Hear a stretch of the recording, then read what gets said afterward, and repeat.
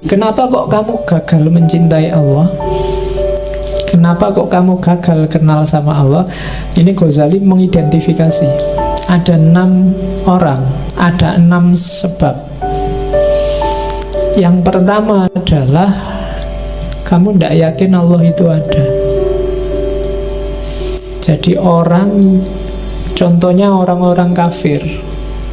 Kita punya gaya ini mungkin di level tertentu nggak sedahsyat orang kafir, tapi puncaknya yang jelas orang kafir. Dia tidak ngakui kalau Allah itu ada. Dia menganggap dunia seisinya ini ada dengan sendirinya. Ya mungkin karena kombinasi antara zat apa, sel apa, dan seterusnya, dunia ini ada. Katanya Ghazali, orang-orang ini kurang piknik. Bahasamu kan gitu sekarang. Jadi orang-orang ini nggak pernah piknik. Itu kayak orang yang melihat tulisan tapi nganggepnya tulisan itu ujuk-ujuk ada. Ujuk-ujuk tiba-tiba ada.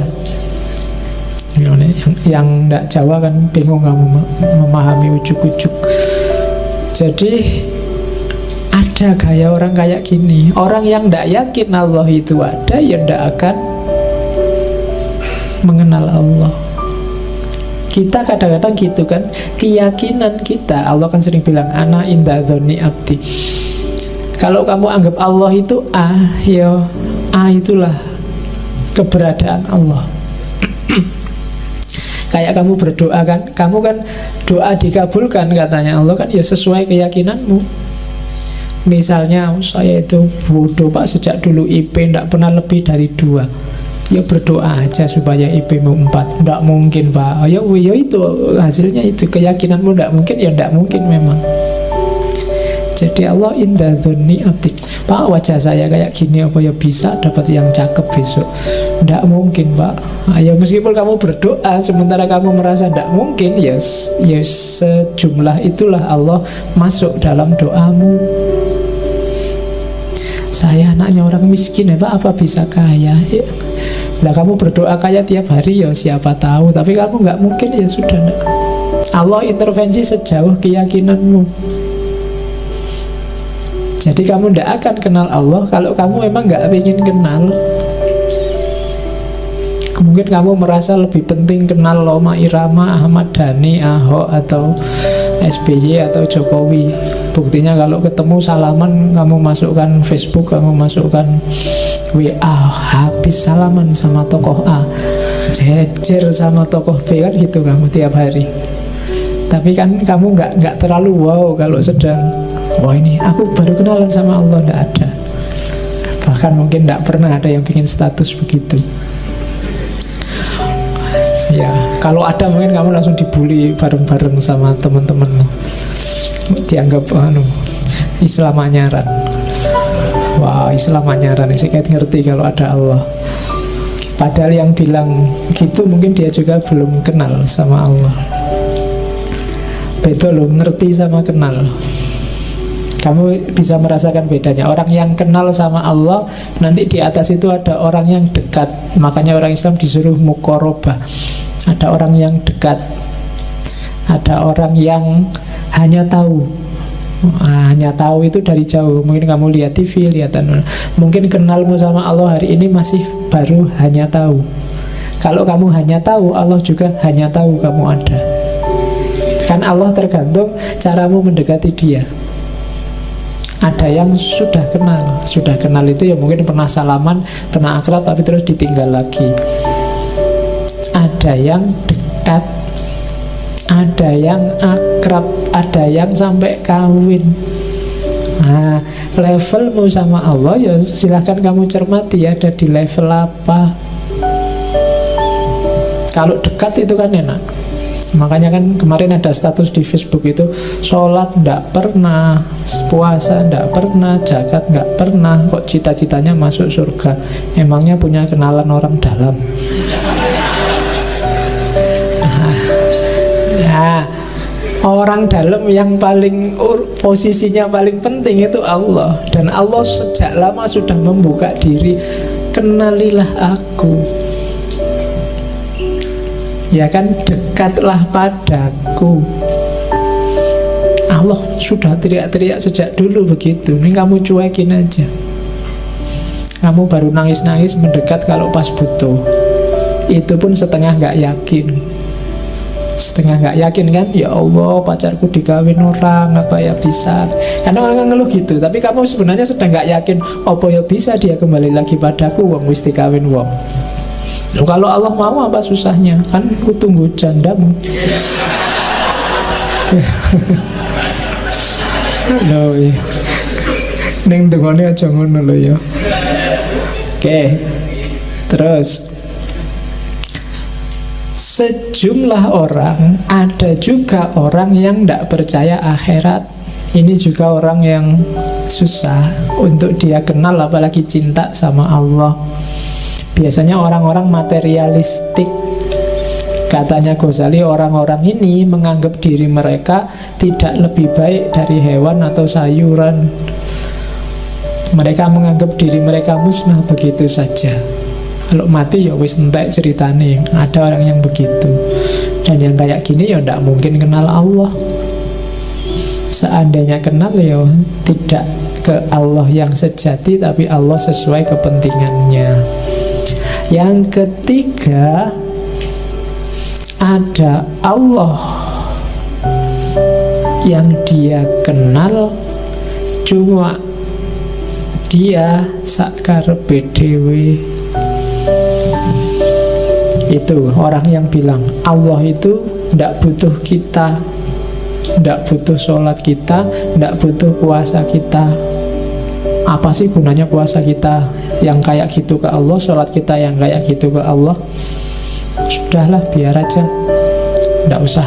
Yo percaya Allah tapi nggak pakai ibadah-ibadah lah, Allah emang butuh itu. Yang kayak gini juga tidak akan kenal, tidak akan sampai pada Allah. Jadi ibadah itu, sholat, puasa, zakat, itu katanya Ghazali kayak dokter. Allah nyuruh kita sholat, zakat, puasa, kayak dokter ngasih kita resep.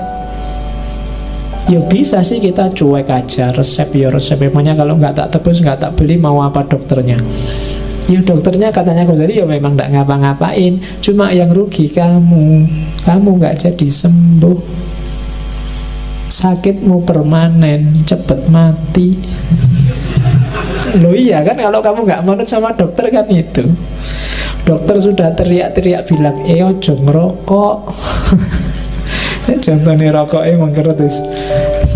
Itu hati-hati jantungmu misalnya. Alah, sejak dulu ngerokok juga ndak apa-apa. Terserah dokter mau ngomong apa. Ya dokternya nggak kena efek apa-apa. Ya yang batuk juga kamu, bukan dokternya.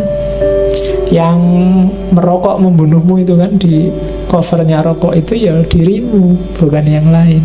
Nah itu analoginya Ghazali. Oke, makanya kalau merokok yang ikhlas.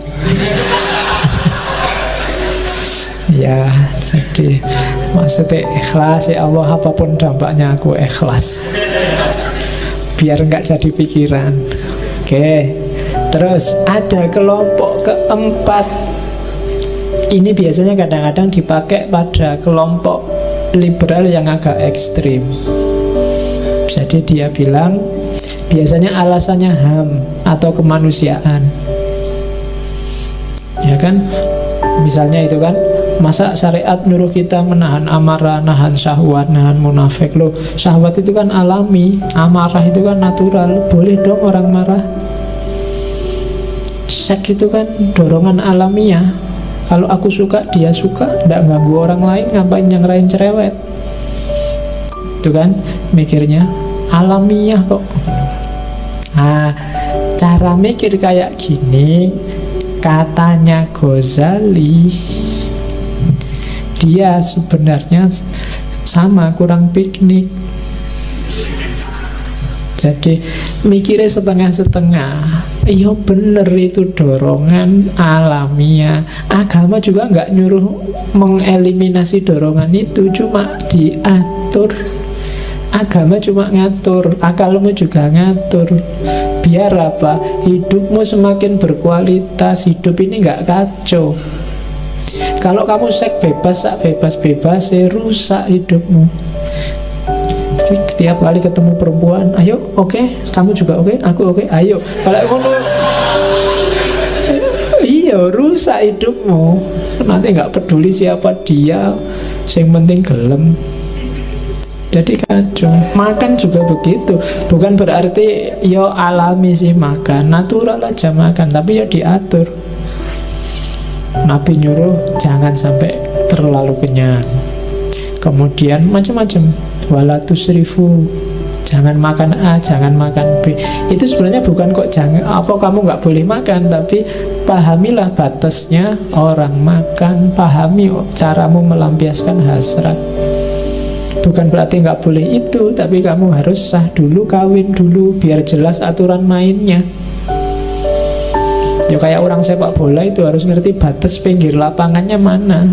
Kalau enggak nanti sampai di luar stadion masih sepak bola. Nah kan tidak ada gunanya. Atau sudah di-bridge sama wasisnya, pertandingan berakhir kamu masih asik di situ, ya tidak ada gunanya. Jadi agama itu ngasih kita batas.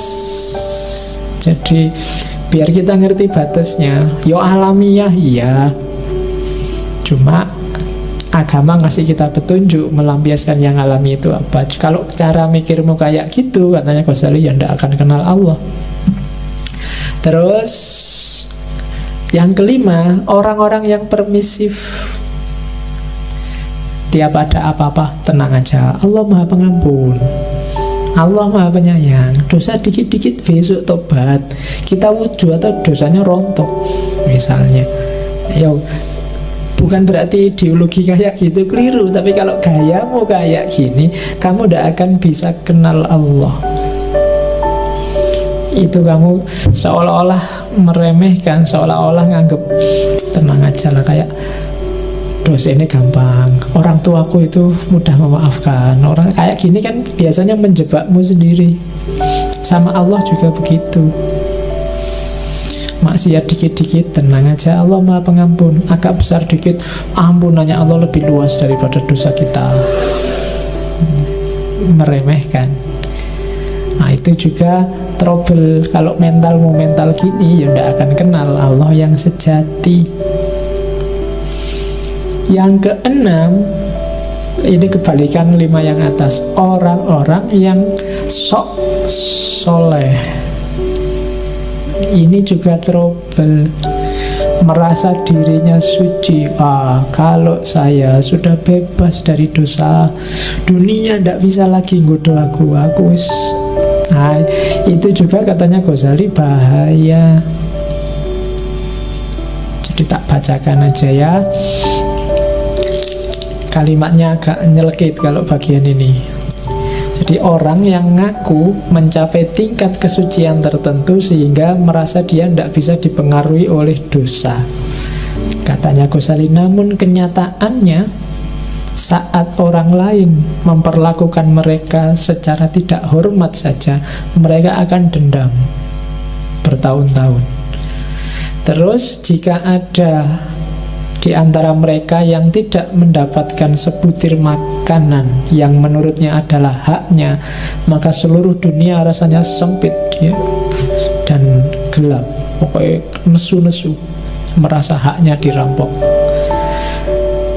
Katanya Ghazali, mereka ini, para mistikus palsu ini, kadang-kadang berpura-pura tenggelam dalam samudra ketakjuban. Tetapi jika kau tanyakan pada mereka apa yang mereka takjubkan, mereka tidak mengetahuinya. Jadi tiap hari dia merasa, wow, luar biasa Allah itu, luar biasa. Tapi dia wow-nya yang luar biasa. Kalau ditanyain yang diwaukan itu apa sih, tidak tahu. Pokoknya wow aja.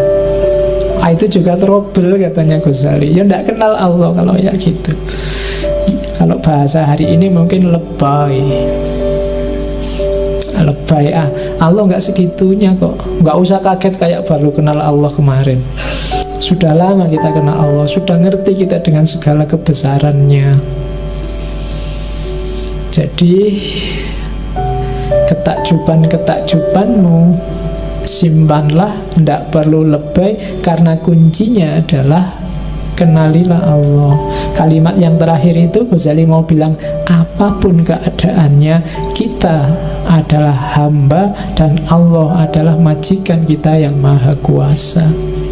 Ini sebenarnya mau ngeritik orang-orang sufi yang berlebihan sampai ke level bahwa manusia dan Tuhan bersatu. Ini juga tidak akan kenal Allah. Kalau jadi satu ya selesai. Kenal itu kan, ini aku, itu kamu, kenalilah aku kenal dirimu. Itu kan kenal namanya. Makrifat itu aku tahu tentang kamu, sesuatu di luar diri kita. Kalau sufi yang agak berlebihan, tasawuf wahdatul wujud, itikat, khulul, itu bisa menjebak orang bahwa manusia sama dengan Tuhan. Maka di kalimat terakhir Ghazali menegaskan, ketahuilah, ingatlah bahwa yang maha kuasa yang menciptakan dan kita adalah hamba yang diciptakan. Jadi sederhananya begitu. Tugas kita kenal, paling puncak adalah ma'rifat. Bukan melenyapkan diri kita atau menganggap kita nggak ada, yang ada hanya Allah, atau apalagi kitalah Allah itu. Berarti tidak butuh kenal kalau hakikatnya sama. Oke, itu yang menghalangi orang dari bahagia karena tidak kenal Allah. Kalau orang punya 6 karakter ini, dia tidak akan kenal Allah. Orang yang tidak kenal Allah tidak akan nyampe pada kebahagiaan yang sejati.